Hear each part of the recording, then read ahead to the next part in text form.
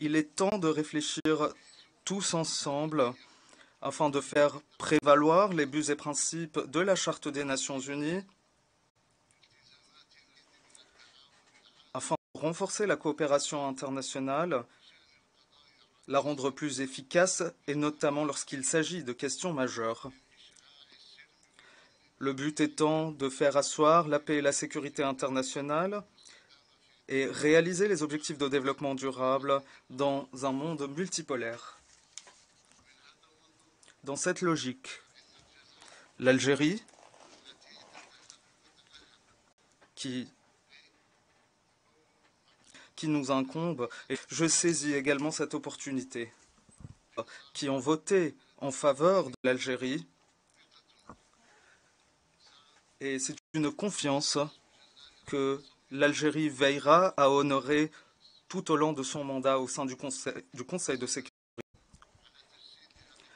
Nous sommes disposés à renforcer la coopération avec l'ensemble des États membres dans la sécurité et dans l'Organisation des Nations Unies tout entière.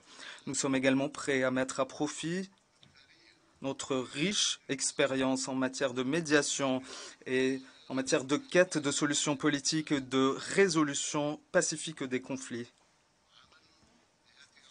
Dans cet esprit, mon pays rejoindra le Conseil de sécurité, portant avec lui les aspirations des peuples du continent africain et du monde arabe, et appelant à dépasser la logique de gestion des conflits et adopter des approches basées sur des solutions définitives des crises et des conflits, et ce, en traitant de leurs causes profondes. Monsieur le Président, toute démarche pour renforcer l'action internationale commune, dynamiser le système multilatéral, et ce, en réformant les organes principaux de notre organisation, afin de les rendre plus transparents et garantir l'équilibre nécessaire entre les principaux organes et garantir une distribution géographique équitable. Ainsi,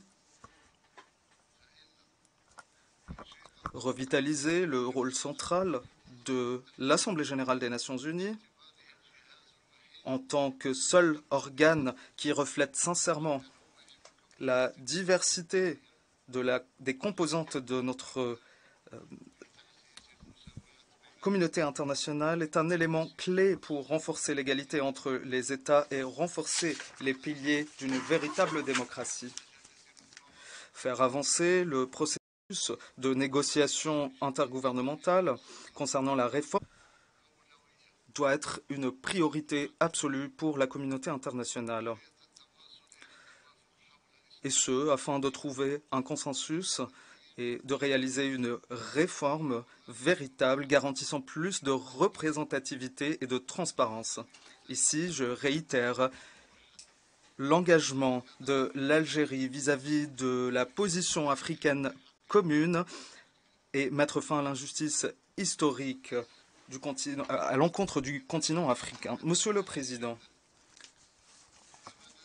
l'Algérie est consciente du prix de la liberté et nous n'abandonnerons jamais les causes justes et nous allons toujours soutenir les peuples oppressés qui luttent pour leur liberté. C'est pourquoi nous avons d'exercer ces droits inaliénables et d'instaurer son État indépendant selon les frontières du 4 juin 1967 avec Jérusalem comme capitale, conformément aux résolutions de la légalité internationale.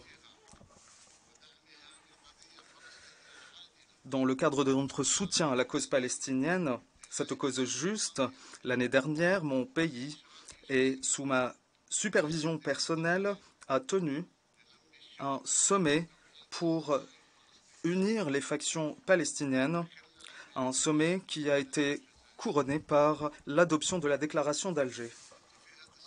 dans sous paix arabe, cadre pour trouver une solution à la question palestinienne et mettre fin à l'occupation qui représente la principale cause d'instabilité dans la région du Moyen-Orient.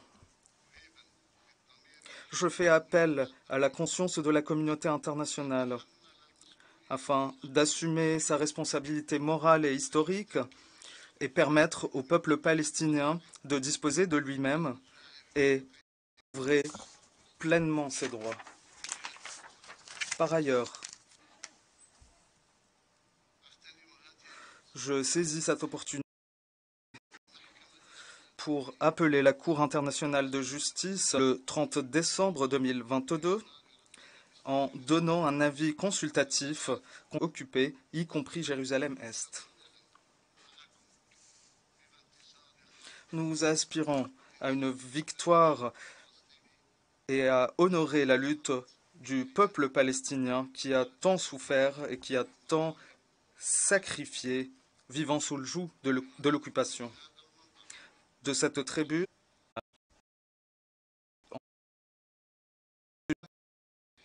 mettre fin aux pratiques unilatérales de l'autorité occupante, à commencer par les activités de peuplement et activités de peuplement dans les territoires palestiniens occupés.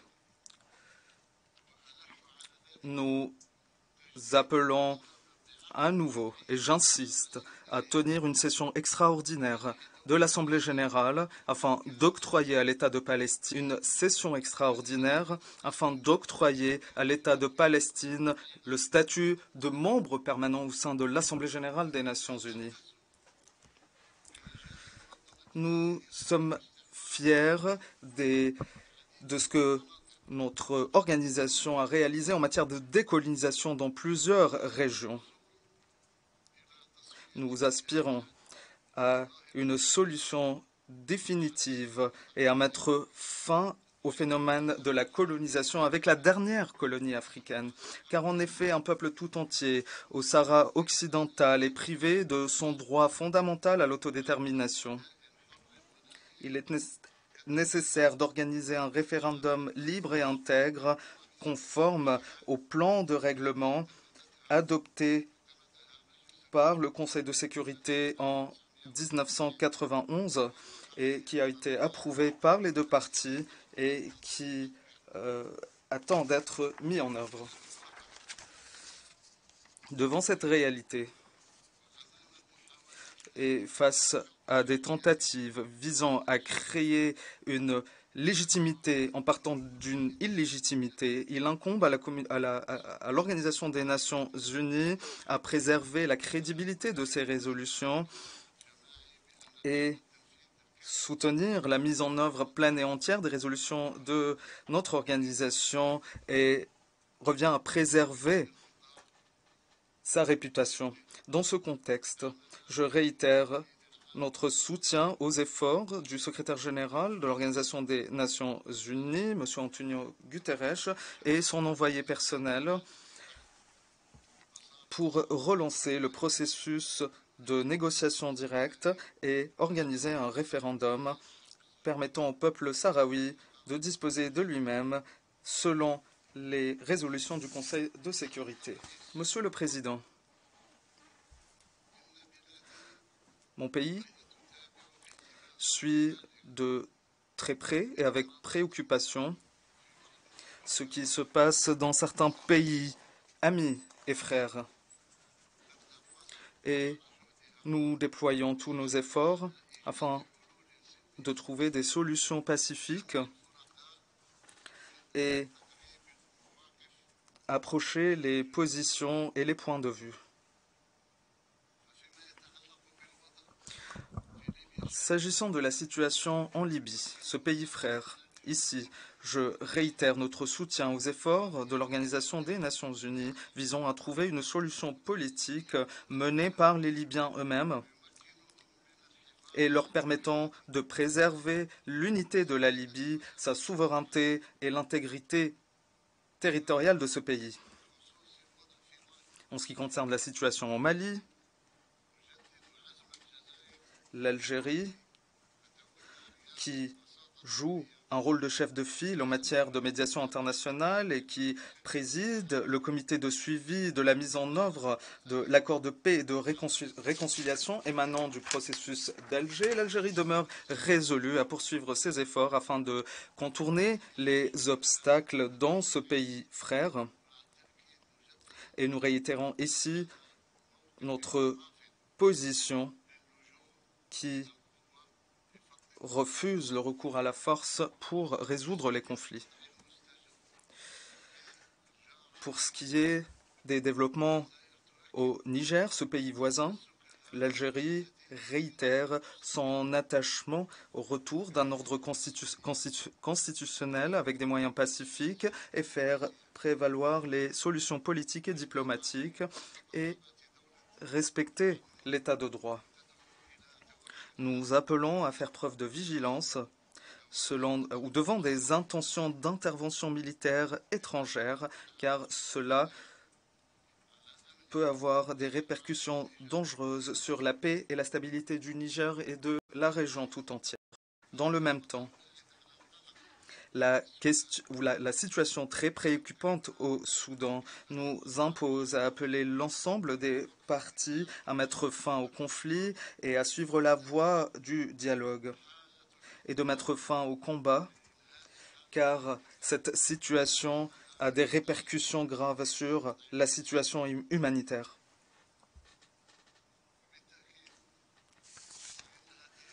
Cette situation vulnérable et instable jette une ombre sur la région du Sahel et du Sahara, cette région qui voit son développement reculer et qui vit une situation de famine, sans parler des répercussions du changement climatique, ce qui aggrave l'instabilité et alimente les groupes terroristes qui font de cette région un sanctuaire pour leurs activités criminelles. Dans ce contexte, l'Algérie n'épargnera aucun effort pour soutenir le développement dans la région et nous sommes disposés à partager notre expérience en matière de lutte contre le terrorisme et contre l'extrémisme violent. Et en effet, nous avons présenté au sommet extraordinaire ou à la session extraordinaire, la 16e session extraordinaire de l'Union africaine qui a eu lieu à Malabo le 8 mai 2022. Et en tant que coordonnateur en matière de lutte contre le terrorisme et l'extrémisme violent en Afrique, nous avons donc présenté un rapport sur les développements de la menace terroriste en Afrique et les mécanismes pour y remédier. Un rapport qui passe en revue un certain nombre de mécanismes pratiques afin de renforcer la lutte contre le terrorisme en Afrique et qui insiste sur le fait de mettre la question de lutte contre le terrorisme ou d'en faire une priorité pour l'action africaine commune. Par ailleurs, et étant donné que la contribution de l'Algérie en matière de médiation internationale ne se limite pas à son espace géographique, mon pays participe aux efforts du groupe de contact arabe qui vise à relancer le processus de négociation entre la Russie et l'Ukraine. Monsieur le Président, 8 années après l'adoption du programme 2030 pour le développement durable et le plan d'action d'Addis Abeba, bon nombre d'États en développement font face à des défis nécessitant davantage de solidarité sur le plan international, et ce, pour un monde meilleur et pour un modèle économique plus efficace et plus équitable, permettant de réaliser les objectifs de développement durable. L'Algérie a adopté le programme de développement durable et on a fait une priorité nationale et l'a intégré dans l'ensemble des stratégies, des programmes et des plans lancés par le gouvernement. Ceci nous a permis de aboutir à des résultats considérables en matière de développement durable et notamment dans les secteurs d'éducation, de santé, d'électricité et d'eau. En parlant d'eau, mon pays a lancé un projet de dessalement des eaux de mer et d'ici à la fin de 2024, nous serons en mesure de produire 1,3 milliard annuellement. Monsieur le Président, mon pays qui a toujours obtenu le soutien et la confiance du Conseil des droits humains est parti à la majorité des traités internationaux en matière des droits humains. Et nous veillons à renforcer notre coopération avec les conseils et à poursuivre notre coordination avec l'ensemble des organes créés en vertu d'instruments relatifs aux droits de l'homme et dans le cadre du mécanisme de l'examen périodique universel. À cet effet, mon pays, en novembre 2022, a présenté son rapport ou son 4e rapport national dans le cadre de ce mécanisme. Mon pays est fermement convaincu que le respect des droits humains et la promotion des droits humains est la pierre angulaire de tout système politique crédible. Voilà pourquoi nous travaillons à renforcer les droits humains par tous les moyens dont nous disposons. Cette conviction émane de l'attachement du peuple algérien aux droits humains. Et l'amendement de la Constitution dans mon pays en 2020 témoigne de notre conviction et de la nécessité de renforcer les droits et les libertés. Cette nouvelle Constitution interdit explicitement toute atteinte à ces droits et ces libertés. La Constitution concrétise également l'égalité entre tous les citoyens et les citoyennes en droit et en devoir et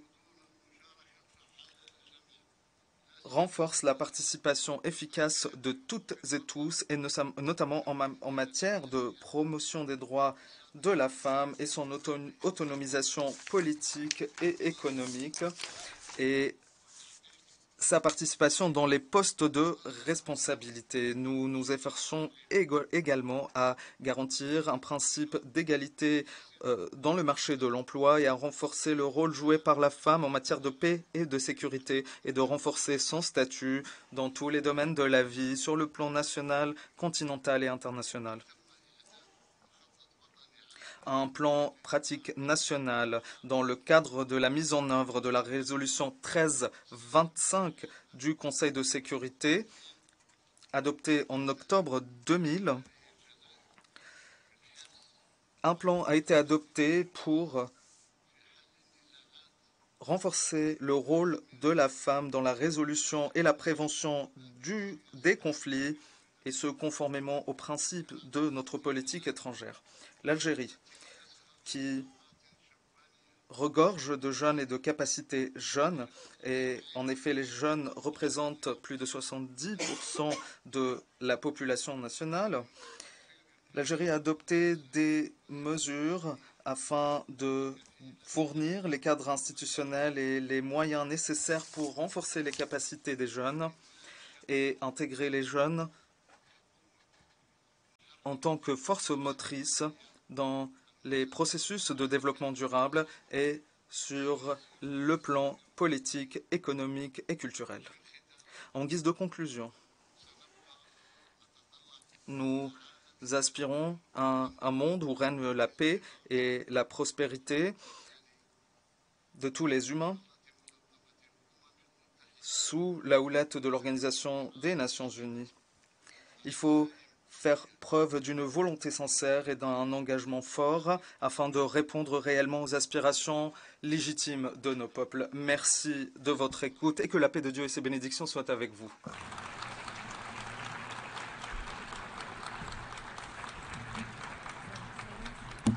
behalf of the Assembly, Au nom de l'Assemblée générale, je tiens à remercier le président de la République algérienne démocratique et populaire de l'allocution qu'il vient de prononcer et je prie le protocole de bien vouloir raccompagner son Excellence.